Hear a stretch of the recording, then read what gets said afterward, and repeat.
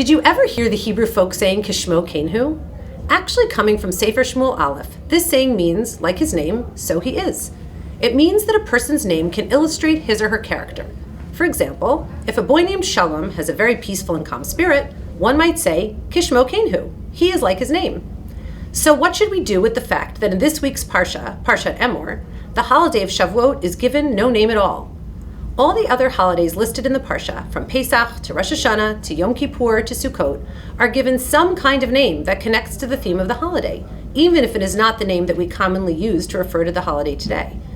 All the Torah tells us in this week's Parsha about Shavuot is that it occurs at the end of the counting of the Omer, that we must bring a certain set of sacrifices, including Bikurim, or the first fruits of the harvest, and then, finally, that it is a Yom Tov. Ukratem be'etzem hayom hazeh, mikra kodesh yeh lachem, kol melechet avodah lo ta'asu, chukat olam, b'chol moshvotechem l'dorotechem. And you shall proclaim on that same day, there shall be a holy convocation for you. You shall do no manner of servile work. It is a statute forever in all your dwellings throughout your generations. While we see hints in the text of some of the names we learned as young children for this Chag, such as Chag HaShavuot and Chag HaBikurim, the holiday is given no official name, and in keeping with having no name, Kishmo Kenhu, it seems to have no specific identity. How can that be? We all have been learning since we were in nursery school that Shavuot is Man Matan Toratenu, the time of the giving of the Torah. How could the Torah itself have left out this critical and central component of the Chag? Much ink has been spilled on this question, and many reasons have been given. I'd like to share 3 of them with you. The first comes from the Akedat Yitzchak, Rabbi Isaac Arama, the 15th century Spanish Torah commentator and Talmud scholar. He wrote that the commemoration of the giving of the Torah cannot be limited to a particular time, the way Yetziat Mitzrayim, the leaving of Egypt, is connected to Pesach, for example. Rather, he states, commemorating Matan Torah is something we should be doing all the time. He quotes Sefer Yehoshua, Parak Aleph, Pasuk Ched, Lo yamush Sefer HaTorah hazeh mipicha, v'hagita bo yomam v'layla. The book of the law shall not move from your mouth, and you shall meditate in it day and night. He states, every day we are commanded that its contents should remain as fresh and as dear to us as on the day they were given. So, according to the Akedat Yitzchak, while we celebrate Matan Torah on Shavuot, the Torah does not specify it as the one day to have that celebration, because we should not be limiting our celebration of Matan Torah to only one day during the year. That's a good reason, but it leaves me wanting a bit, because in the end, of course, while the Torah didn't do so, the rabbis did deem Shavuot to be the one Chag on which we commemorate Matan Torah.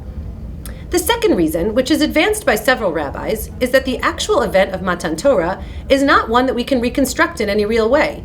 It was a one-time, extraordinary divine event.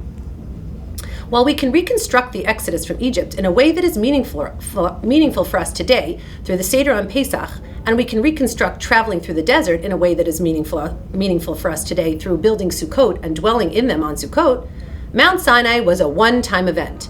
It is not an experience that we can reconstruct, and therefore the Torah does not ask us to do so. While I agree that it would be well nigh impossible to reconstruct Matan Torah in any meaningful way today, this explanation also fails to fully satisfy me, because once again, it does not answer the question why the rabbis then went on to connect Matan Torah and Shavuot. This brings us to our third reason. This one comes from the Rav, Rabbi Joseph B. Soloveitchik. He points out that the Torah's lack of direct connection between Shavuot and Matan Torah serves to convey a message of the importance of Torah Sheba'al Peh. After all, who taught us about the connection between Shavuot and Matan Torah? The rabbis did.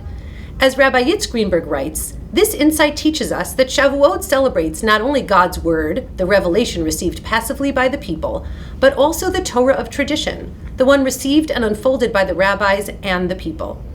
The Rav's answer satisfies our practical question about why the Torah does not connect the holiday of Shavuot to Matan Torah, but it does more than that. It invests our celebration of Shavuot with greater meaning. Not only are we commemorating Matan Torah on Har Sinai, but we are also celebrating our ongoing and living connection with Torah today.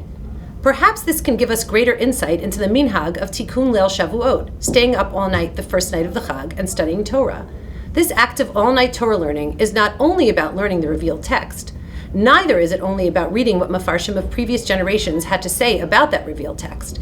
It is about the continuously unfolding oral tradition, about us adding our voices as links in the chain of celebrating a living Torah. So now we understand that Shavuot's lack of name is actually its greatest meaning. May this Shavuot be one in which we all experience deep engagement with Torah through celebration of both Matan Torah and Har Sinai and the ongoing revelation of Torah Sheba'al Peh. Shabbat Shalom.